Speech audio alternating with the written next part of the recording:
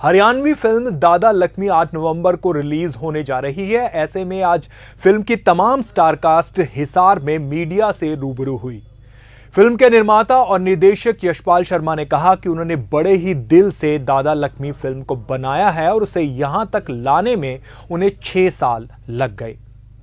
आपको बता दें कि दादा लक्ष्मी नेशनल अवार्ड जीतने के साथ साथ 57 राष्ट्रीय और अंतर्राष्ट्रीय स्तर के अवार्ड हासिल कर चुकी है, जबकि फिल्म के संगीत को पहले से ही दर्शकों का खुलकर प्यार मिल रहा है। पेश है हरियाणवी फिल्म दादा लक्ष्मी के अभिनेता और निर्देशक यशपाल शर्मा के साथ ये खास मुलाकात। हरियाणा में शायद ही ऐसा कोई शख्स होगा जिसने पंडित लक्ष्मीचंद की रागनियां नहीं सुनी होगी। उन लक्ष्मीचंद को एक तरह से बड़े पर्दे पर उतारने की कोशिश यशपाल शर्मा की तरफ से की गई है। अभिनेता यशपाल शर्मा इस वक्त हमारे साथ है, उनसे बातचीत करते हैं। यशपाल जी, इस फिल्म की अगर खासियत की बात कर ली जाए, क्या कुछ खासियत है? जिस तरह से नेशनल अवार्ड भी मिला है, क्या स्टोरी है इसकी? सर, ये स्टोरी के एक फोक आर्टिस्ट रहे हैं, 1901 में पैदा हुए थे, 1945 में मर गए थे और इतनी कम उम्र में ही इतनी ख्याति प्राप्त कर ली थी कि 50-50 कोस से लोग पैदल या बैलगाड़ियों पर चल के उसकी रागनियाँ सुनते थे। और जिनको शेक्सपियर कहा जाता है हरियाणा का, कबीरदास कहा जाता है, कालिदास कहा जाता है, सूर्य कवि कहा जाता है, जिनको भविष्य वक्ता कहा जाता है, तो इतना उसके अंदर ऐसा क्या था, वही इस फिल्म के अंदर दिखाने की कोशिश की गई है कि वो स्ट्रगल कैसे वो बने इतने महान, उसकी यात्रा क्या रही।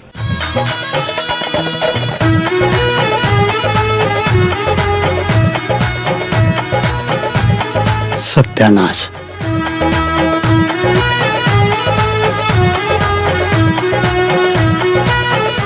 बंद करवाना पड़ेगा ये बेड़ा। यशपाल जी, जिस तरह से अगर हरियाणवी फिल्मों की दुनिया की बात कर ली जाए, चंद्रावल का नाम हुआ था, उसके बाद ही शायद ऐसा कंसेप्ट है जो इतने बड़े लेवल पर अब आने जा रहा है। किस तरह से देखते हैं, और जो ये बीच का दौर था, इसके कंपैरिजन को किस तरह से देखते हैं? नहीं, बीच में बहुत कुछ आया, ऐसा नहीं है कि बिल्कुल वो रहा। बहुत अच्छी अच्छी फिल्में भी आई और ख़ासकर सांझी, लाडो, चंद्रावल के बाद मैं बताऊं, सांझी, लाडो, जरजोरू और ज़मीन गुलाबो और बहुरानी भी थी। कुछ फिल्में जैसे सुमित्रा हुड्डा की थी और ये पगड़ी थी, सतरंगी थी, छोरियां छोरों से कम नहीं, हरियाणा, डीजे वाले बाबू, ये तो मुझे याद है, फाइटर।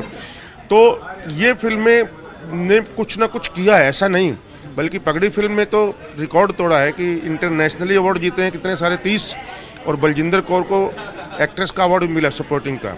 तो ऐसा नहीं कि कुछ नहीं किया है, लेकिन मुझे उम्मीद है कि ये फिल्म जो है वो पाथ ब्रेकिंग फिल्म होगी कमर्शियल तरीके से, कि सिनेमा हॉल में ऑडियंस आने के तरीके से, मुझे उम्मीद है।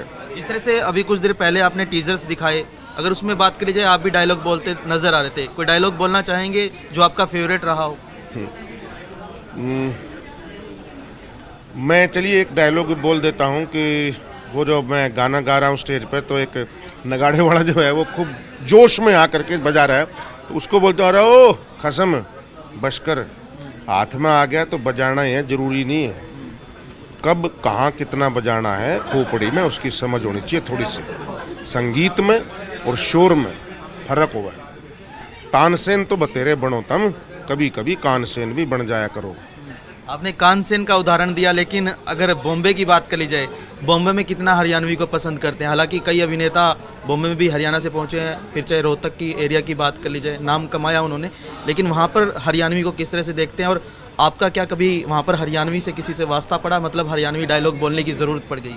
नहीं, मैं तो छाती ठोक के बोलता हूँ, हरियाणा से हूँ, बस शुरू से ही जब से बॉम्बे गया हूँ, मुझे कभी कोई शर्म नहीं आई। मुझे मालूम है कई लोग ऐसे भी हैं जो सिर्फ बोलने में भी शर्म आती थी उनको कि मैं हरियाणा से हूँ, दिल्ली से, नियर दिल्ली, ऐसा बोलते थे, लेकिन मैं I am proud of being Haryanvi, तो मुझे कोई गम नहीं है। और हरियाणा में बहुत रणदीप हुड्डा और भी बहुत सारे, जयदीप अहलावत, इतने ऐसे काम कर रहे हैं कि आप क्या बताएं। हम सुभाष घई, अश्विनी चौधरी, राजीव भाटिया, बहुत सारी दुनिया है जो बहुत अच्छा काम कर रही है। संदीप शर्मा है और हमारे बहुत सारे और भी हैं जिनका जो शायद मुझे याद भी नहीं आ रहे हैं। तो और आप ये देखिए कि सलमान खान, आमिर खान, कंगना रनावत, ये लोग यहाँ आ रहे हैं, तनु वेड्स, मनु, दंगल, सुल्तान करने। हरियाणवी को अभी तक अच्छे ढंग से किसी ने एक्सप्लोर नहीं किया है, मैं बता रहा हूँ। अभी ये फिल्म के बाद आप देखिएगा, क्योंकि पूरी दुनिया में इतने 68 अवार्ड मिल चुके हैं, एक और मिला करके 68 अवार्ड मिलने के बाद कांस फेस्टिवल में इकलौती हरियाणवी फिल्म है ये जो कांस में ऑनलाइन प्रदर्शित की गई। ये इंटरनेशनल नेशनल अवार्ड में अभी राष्ट्रपति से अवार्ड मिला, तो जूरी से पता लगा कि इसके 4 अवार्ड के लिए इसकी बहस हुई थी जूरी में, वो नहीं मिले, बात अलग है, लेकिन आई एम सो हैप्पी, वो मेरे लिए बहुत बड़ी अचीवमेंट है। तो हरियाणा का वर्चस्व अब धीरे धीरे बढ़ने वाला है। यशपाल जी, जिस तरह से आप बोल रहे हैं कि हरियाणा का वर्चस्व अब धीरे धीरे बढ़ने लगा है, हरियाणा सरकार की तरफ से अगर प्रयासों की बात कर ली जाए, फिल्म पॉलिसी बनाई गई है उनकी तरफ से, कितना लगता है कि ये फ़ायदेमंद रहेगी ये पॉलिसी? आपने भी उसको रिव्यू किया होगा, अभी शुरू नहीं हुई है, प्रैक्टिकल रूप से शुरू नहीं हुई है, लेकिन होगा और लोगों को फ़ायदा मिलेगा, लोग उत्साहित होंगे और इंस्पायर होंगे अच्छा काम करने के लिए। और मुझे लगता है कि अच्छा काम सिर्फ पैसे के लिए ना किया जाए कि सब्सिडी लेनी है, उस लालच में ना किया जाए। अच्छा काम ही होता है, तभी वो सब्सिडी मिलेगी उसको, अगर अच्छा होगा तो। अगर ख़राब होगा और उसको सब्सिडी मिलती है तो फिर ये मेरे लिए बहुत दुखदायी होगा। यशपाल जी, अगर बड़े पर्दे की बात कर ली जाए और एक OTT प्लेटफॉर्म की बात कर ली जाए, तमाम तरह की ऐप्स आ गई है, और अगर पीछे के बिजनेस को भी आकलन किया जाए तो वेब सीरीज़ का ज़्यादा प्रचलन हो गया। इसका कंपैरिजन किस तरह से देखते हैं और क्या मैसेज जो है कलाकारों को देना चाहेंगे आप? नहीं, वेब सीरीज़ ने बहुत रोज़गार दिया है पूरे इंडिया को, बहुत जगह पर, और लोकल भाषा में भी OTT प्लेटफॉर्म बने हैं और लोगों को बहुत काम मिला है। तो मुझे लगता है कि अच्छा है। बस उसकी एक ही गलत बात मुझे लगती है कि जो बिना बात में इलॉजिकल तरीके से गालियों का ठूंसना, सेक्स का ठूंसना, दंगापन दिखाना और वायलेंस ज़्यादा से ज़्यादा दिखाना ताकि यंग जनरेशन जो वो अट्रैक्ट हो, ये बहुत गलत है। इसके बहुत दुष्परिणाम होते हैं। इससे जब निर्भया कांड होता है तो फिर मतलब हम ही जाते हैं मोमबत्तियाँ लेकर के। So it's our responsibility as a film maker कि किस तरीके का सिनेमा बनाएं, और यंग जनरेशन को भी अब समझ में आने लगा है। वो भी पंचायत जैसे OTT उसमें वेब सीरीज़ को ज़्यादा पसंद करती है। तो ये है पाथ ब्रेकिंग चीज़, पंचायत, जिसमें वायलेंस नहीं, ये नहीं, वो। तो मुझे लगता है कि उस तरीके के काम को बढ़ावा दिया है OTT ने और अच्छे टैलेंट को बढ़ावा दिया है, वो मेरे लिए बहुत पॉजिटिव पॉइंट है। ये थे यशपाल शर्मा। 8 नवंबर को ये फिल्म जो है हरियाणा के तमाम थिएटरों में देखने को मिलेगी।